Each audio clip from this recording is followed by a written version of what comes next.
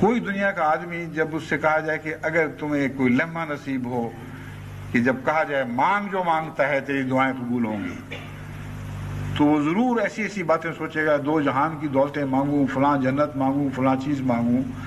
اور حضرت محمد رسول اللہ صلی اللہ علیہ وسلم جو حقیقی طور پر عارف باللہ تھے، آپ فرماتے ہیں بخشش کی دعا مانگنا،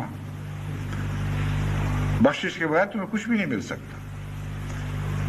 اور حقیقت یہ ہے کہ انسان بخشش کے بغیر ایک زندگی کا سانس لینے کا بھی اہل نہیں ہے. اس کی ساری زندگی حرام کی زندگی ہے، کیونکہ جب خدا کی نافرمانی میں اس کی عطا کردہ نعمتوں سے انسان لذت حاصل کرتا ہے تو وہ حرام کی لذت ہے، اس کی کوئی بھی حقیقت نہیں، ساری زندگی میں وہ زہر گھول دیتی ہے. تو ہم میں سے کوئی بھی ایسا نہیں جو حقیقت میں پاک ہو. تبھی قرآن کریم میں اللہ تعالیٰ فرماتا ہے وَلَا تُزَكُّوا أَنفُسَكُمْ هُوَ أَعْلَمُ بِمَنِ اتَّقَىٰ، کہ تم اپنے آپ کو پاک صاف نہ بنایا کرو. کیا باتیں کرتے ہو تم، کیسے ذکی اور کیسے پاک انسان ہو؟